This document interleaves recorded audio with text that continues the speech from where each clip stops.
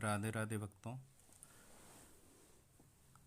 आज मैं आप सारे लोगों से उर्वशी साधना का, एक हमारे साधक हैं उनका सच्चा अनुभव शेयर करूंगा। आप लोगों ने काफ़ी सारी वीडियो यूट्यूब पर अप्सरा साधना विधि क्या होता है, कैसे होता है साधना, उसके अनुभव क्या हैं, काफ़ी सुना होगा, काफ़ी देखी होंगी। लेकिन आज का जो वीडियो है वो हमारे एक अद्वितीय साधक हैं, उनका जो अनुभव हुआ था ये मैंने शायद 2014 का बात है, आज से 6 साल पहले, तब उसकी विधि इन्हें दी थी और इन्होंने साधना की। अब देखिए उनका जो लेटर आया है, उससे पहले मैं ज़रा सा आपको बता देता हूँ। अप्सरा साधना का नाम सुनते ही हो सकता है वक्तों ये वीडियो कुछ लंबा हो जाए, लेकिन आप पूरा देखिए तभी आपको पता चलेगा कि उनके साथ क्या क्या अनुभव हुए, अगर आप करने के इच्छुक हैं इस साधना को। तो अप्सरा साधना का नाम सुनते ही हम लोगों के मन में बहुत ही खूबसूरत एक स्वर्ग की देवी का स्वरूप आता है, जिसमें एक 18-19 साल की दिखने वाली पूर्ण युवा कन्या दिखती है। वास्तव में अप्सरा के स्वरूप का वर्णन करना मेरे क्या सारे लोगों के बस के बाहर ही है। दुनिया की किसी भी नारी से उसकी तुलना करना मुमकिन नहीं है। 5 से 6 फुट का कद, रंग गोरा, कमर के नीचे तक लहराते हुए नागिन के समान केस जिनके छाँव में ठहरने का मन करता है, गोल अंडाकार चेहरा, उसमें गुलाबी पंखुड़ियों की तरह होठ, नीली झील सी आंखें जो प्यार से घूर रही हैं। उसको देखकर लगता है मानो तीनों लोक में उसकी जैसी अद्वितीय सुंदरी हमने आज तक नहीं देखी। तो ये उनका लेटर मेरे सामने है, मैं आप लोगों से साझा करूँगा। अब उनके शब्दों में मैं लेटर पढ़ता हूँ। आज मैं मेरे अनुभव को आपसे साझा कर रहा हूँ। हालांकि ये नियम के विरुद्ध है, मगर आज स्वयं उनसे अनुमति लेकर आपके सामने प्रकट कर रहा हूँ। साल 2014 के सावन के पवित्र माह की बात है, जब मैंने गुरु मंत्र के 1.25 लाख से अधिक जप संपूर्ण किए थे। उसी समय एक गुरु भाई ने मुझे अप्सरा साधना के बारे में जिक्र किया। हर किसी की तरह मैं भी नया साधक था और मेरे भी कई तरह के सवाल थे। मैंने गुरु भाई से कहा कि क्या सच में देवी देवता प्रकट होते हैं? तो उसी समय उन्होंने मुस्कुराते हुए यह रहस्य उजागर किया। मेरे मन में जिज्ञासाओं के पहाड़ उमड़ रहे थे। गुरु भाई से बहुत ही निवेदन करने के बाद उन्होंने ये साधनाओं में से जो मुझे साधना की विधि बताई, उन्होंने कहा कि अगर तुम बिना रुके और बिना डरे पूर्ण श्रद्धा से इस साधना को करोगे तो 7 दिन के मध्य यह देवी आकर दर्शन देंगी। इनसे तुम जो भी वचन लोगे वह तुम्हारे साथ जीवन भर रहेंगी।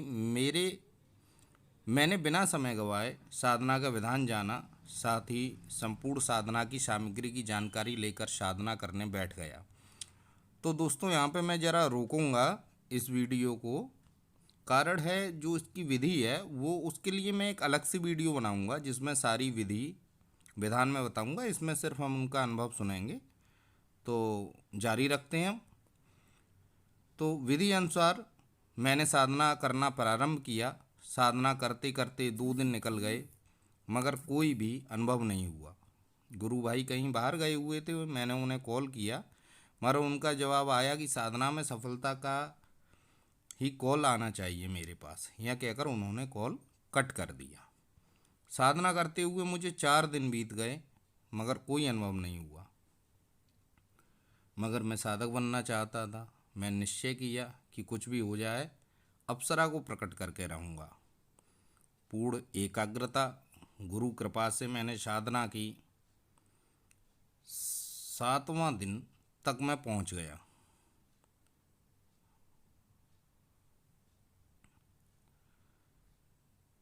गुरु कृपा से मैं साधना के 7वें दिन तक पहुँच गया। 21वीं माला चल रही थी। अचानक जोर से तूफान आया, साथ में खूब जोर जोर से बादल की गर्जना के साथ बारिश हुई। मेरे मन में घबराहट होने लगी, और हो भी क्यों ना, जीवन में पहली बार प्रत्यक्षीकरण की साधना कर रहा था। लेकिन मैंने धैर्य के साथ माला के जप को रोक कर कहा, देवी आपको आना ही होगा, चाहे कुछ भी हो जाए। फिर मैंने माला का जप पुनः आरंभ कर दिया। 31वीं माला का जप लगभग प्रारंभ ही किया था कि अचानक जोर से पायल की खनखनाहट सुने देने लगी, जो थमने का नाम ही नहीं ले रही थी। मन में डर भी था और उमंग भी थी कि देवी के दर्शन की। मुझे मंत्र जप में समस्या हो रही थी। मैंने तीव्र स्वर में जप प्रारंभ कर दिया। 34 माला खत्म होने को आई थी। पूरे कमरे में भयानक खुशबू फैल गई थी और तीव्र प्रकाश मेरी आंखों के सामने आया। उस वक्त मेरी धड़कनें तेज हो चुकी थीं। मैंने चेहरे से डर साफ झलक रहा था। मैंने आंखें बंद करके 35 माला को पूरा किया, जिसमें मुझे आखिरी माला के जप में सबसे अधिक समय लगा। जैसे ही मैंने आँख खोली, मेरे सामने एक अद्वितीय सुंदर देवी बैठी हुई थी, जिसे देख मेरा सर से पसीना आने लगा। तभी उसने मुस्कुराते हुए कहा, हे साधक, डरते क्यों हो? मैं आपको आपका फल देने के लिए आई हूँ। मैं आपके मंत्र जप से बहुत प्रसन्न हुई। मेरे मुंह से आवाज़ नहीं निकल रही थी। बहुत कोशिश करने के बाद भी कुछ बोल नहीं पा रहा था। तभी देवी ने मेरे पास आकर कंधे पर स्पर्श करते हुए कहा, आज मैं आपको सिद्ध हुई।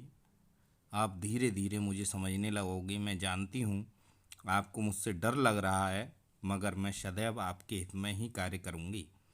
आज मैं जा रही हूँ। आप जब भी बुलाना चाहो 3 बार मुझे पुकारना, मैं आपके समक्ष प्रत्यक्ष हो जाऊँगी। यह कहकर वे चली गई। साधना के 16 दिन बाद गुरु भाई आए। मैंने उनको सारी बात बताई। तब उन्होंने कहा कि इस बार कागज़ में अपने 3 वचन लिखकर अपने पास रखो। जैसे मुझसे बात कर रहे हो ऐसे ही देवी से करना। इस बार तुम उन्हें दिन में बुलाओ और बेझिझक वचन मांग लो। मैंने वैसे ही किया जैसा साधक गुरु भाई ने बताया था। इस बार डर तो था, मगर उतना नहीं। मेरे 3 मंत्र जब से वे आईं और वचन देकर गईं। उस दिन लगभग हम 3-4 घंटे बातें किए। अब मैं जब भी उन्हें बुलाता हूँ वह मेरे सामने आ जाती हैं और हर परेशानी में मेरे साथ रहती हैं।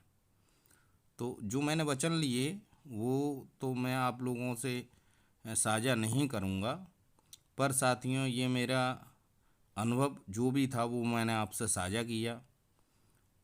अब मेरी दिल से इच्छा है कि आप लोग भी इस साधना को करें।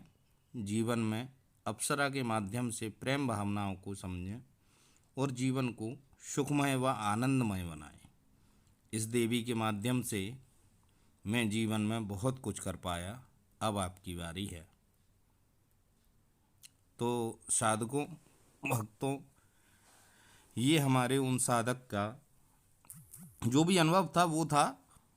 इसमें मैं आप लोगों से ज़्यादा तो कुछ नहीं कहूँगा कैसा क्या रहा कैसा नहीं रहा, लेकिन इस अप्सरा साधना पे हम और भी साधकों की वीडियो बनाएंगे और अगली वीडियो मैं बनाऊँगा, अगर आप लोग चाहोगे तो, इसकी पूर्ण विधि के बारे में, जो 7 दिन की भी होती है, 11 दिन भी होता है, 21 दिन भी होता है। लेकिन उससे पहले आप मेरे ये वीडियो पसंद आई है ना, इसे आप लाइक कीजिए, शेयर कीजिए और नीचे कमेंट बॉक्स में लिखिए कि मैं किस अप्सरा पर आप लोग सबसे पहले वीडियो चाहते हैं। तो राधे राधे भक्तों, मिलते हैं।